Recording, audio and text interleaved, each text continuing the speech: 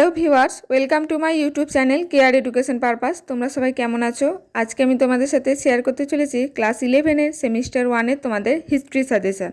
তো দেখো, তোমাদের 40 নম্বরের যে এমসিকিউ পরীক্ষা হবে কোয়েশ্চেনের ওপর, তো কীরকম প্রশ্ন আসতে পারে, তো তোমরা চলো ভিডিওটা দেখো। প্রথম প্রশ্ন দেখো, এলাহাবাদ প্রশস্তি কে রচনা করেছিলেন? এখানে 4 জনের নাম আছে। সঠিক উত্তর হচ্ছে হরিসেন। কোন গুপ্ত সম্রাট সরকারি উপাধি গ্রহণ করেছিলেন? তো 4 জনের এখানে নাম আছে। উত্তর দ্বিতীয় চন্দ্রগুপ্ত। মৌর্য সাম্রাজ্যের প্রতিষ্ঠাতা কে ছিলেন? উত্তর চন্দ্রগুপ্ত মৌর্য। ইন্ডিকার রচয়িতা ছিলেন? সঠিক উত্তর মেগাস্তিনিস। নন্দ বংশের শেষ রাজা কে ছিলেন? উত্তর ধননন্দ। ভারতে আগত প্রথম বিদেশি পর্যটক কে ছিলেন? উত্তর হচ্ছে মেগাস্তিনিস। ফার্স্ট সিয়েন কার রাজত্বকালে ভারতবর্ষে এসেছিল? উত্তর হচ্ছে চন্দ্রগুপ্তের রাজত্বকালে। ত্রিপিটক হলো কি? দেখো এখানে সঠিক উত্তর বৌদ্ধদের প্রধান ধর্মগ্রন্থ। নব্যপ্রস্তর যুগের অন্যতম বৈশিষ্ট্য নিচের কোনটি? এখানে 4টি অপশনের মধ্যে সঠিক উত্তর কৃষি পদ্ধতির ব্যবহার। প্রাগৈতিহাসিক যুগের ইতিহাসের প্রধান উপাদান হলো জীবাশ্ম। আকবরনামা গ্রন্থটি কে লিখেছিলেন? উত্তর আবুল ফজল। ভারতের নিম্নবর্গের ইতিহাস চর্চা শুরু করেন? সঠিক উত্তর ডক্টর রণজিৎ গুহ। ভারতে পুরাণের সংখ্যা হলো 18টি। কলহনের লেখা রাজতরঙ্গিনী গ্রন্থ থেকে কোন রাজ্যের ইতিহাসের কথা জানা যায়? সঠিক উত্তর কাশ্মীর। ভারতের প্রথম ঐতিহাসিক সম্রাট কে ছিলেন? উত্তর চন্দ্রগুপ্ত মৌর্য। নিচের কোন গুপ্ত সম্রাট সরকারি উপাধি নিয়েছিলেন? উত্তর হচ্ছে দ্বিতীয় চন্দ্রগুপ্ত। কোন গুপ্ত রাজার আমলে হুন আক্রমণ হয়েছিল? উত্তর হচ্ছে স্কন্দগুপ্ত। পানিপথের প্রথম যুদ্ধ হয়েছিল 1526 খ্রিস্টাব্দে।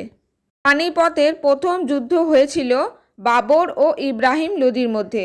ভারতের রক্ষাকর্তা কাকে বলা হয়? উত্তর হচ্ছে স্কন্দগুপ্তকে। অর্থশাস্ত্র গ্রন্থটি লিখেছেন কৌটিল্য। হিস্টেরিয়া শব্দের অর্থ হলো সত্যকে বের করার জন্য অনুসন্ধান করা। ইংরেজিতে প্রি হিস্ট্রি কথাটি প্রথম ব্যবহার করেছিলেন কে? উত্তর ড্যানিয়েল উইলসন।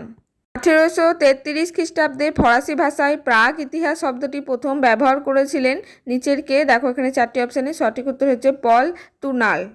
ভারতের নব্যপ্রস্তর যুগের অন্যতম বৈশিষ্ট্য হল কৃষি পদ্ধতির ব্যবহার। প্রাগ ইতিহাস শব্দটির অর্থ কি? উত্তর হচ্ছে প্রাগ ইতিহাস ও ইতিহাসের মধ্যবর্তী সময়কাল। মুদ্রার পঠন পাঠন সংক্রান্ত বিদ্যাকে কি বলা হয়? উত্তর নিউমিসমেটিকস। কিউনিফর্ম লিপির অপর নাম হলো কোণাক্ষর লিপি। লিখন পদ্ধতির আবিষ্কারক হলো? সঠিক উত্তর সুমেরের অধিবাসী। প্যালিওগ্রাফি বলা হয় কাকে? উত্তর হচ্ছে লিপির বিষয়বস্তু অধ্যয়নকে। রাজতরঙ্গিনী গ্রন্থটি কে লিখেছিলেন? উত্তর হচ্ছে কলহন। আমির খুসরু কে ছিলেন? উত্তর হচ্ছে সুলতানি যুগের ঐতিহাসিক। আবর্তনশীল সময়ের ধারণা হলো সময় ও ঘটনা আবর্তিত হওয়া। প্রবাহমান কাল বলতে কি বোঝানো হয়? উত্তর হচ্ছে ঘাত প্রতিঘাত ও ক্রিয়া প্রতিক্রিয়ার মধ্যে দিয়ে ইতিহাসের বয়ে আনা কালকে বোঝায়। ব্রিটিশ ঐতিহাসিক জেমস মিল ভারতের ইতিহাসকে কয়টি ভাগে ভাগ করেছে? তো সঠিক উত্তর হচ্ছে দেখো 3টি, হিন্দু, মুসলিম, ব্রিটিশ। কাকে ইতিহাসের জনক বলা হয়? উত্তর হচ্ছে হেরোডোটাসকে। কুমোরের চাকা ব্যবহার শুরু হয়েছিল ড্যাশ যুগে? সঠিক উত্তর হচ্ছে নব্যপ্রস্তর যুগে। তহকিকি হিন্দ গ্রন্থটি কে লিখেছিলেন? উত্তর হচ্ছে অল বিরুনি।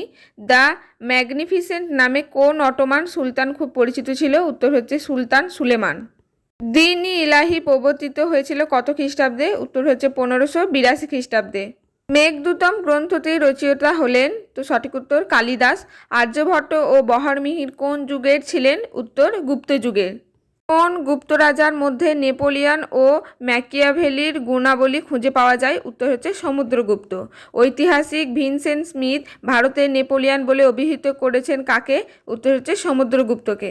গুপ্ত রাজবংশের প্রতিষ্ঠাতা ছিলেন শ্রীগুপ্ত। প্রথম দাস বিদ্রোহ হয়েছিল কোথায়? উত্তর হচ্ছে সিসিলিতে। ইটালির বিভিন্ন স্থান থেকে এসে যারা রোমে বাস করত তাদের বলা হতো প্লেবিয়ান। রোমে বসবাসকারী আদি নাগরিকদের বংশধরদের বলা হতো প্যাট্রিসিয়ান। মুদ্রা রাক্ষস নাটকটির রচয়িতা হলেন বিশাখ দত্ত। গ্রিক দূত মেগাস্তিনিস মৌর্য যুগে ভারতীয় সমাজে কয়টি জাতির উল্লেখ করেছেন? উত্তর হচ্ছে 7টি জাতির উল্লেখ করেছেন। প্রাচীন ভারতের কখন দ্বিতীয় নগরায়ণ শুরু হয়েছিল? উত্তর খ্রিস্টপূর্ব 6ষ্ঠ শতকে। পাটলিপুত্র রাজধানী ছিল মগধের। মহাজনপদগুলির উত্থান হয় খ্রিস্টপূর্ব ষষ্ঠ শতকে। মহাজনপদের কথা জানা যায় কোথা থেকে? উত্তর হচ্ছে জৈন পরিবিশিষ্ট পার্বণ থেকে। মহাজনপদ বলতে কি বোঝায়? উত্তর হচ্ছে কোনো উপজাতি গোষ্ঠীর নির্দিষ্ট বসতি এলাকা। অলিম্পিক খেলা কবে প্রথম শুরু হয়েছিল?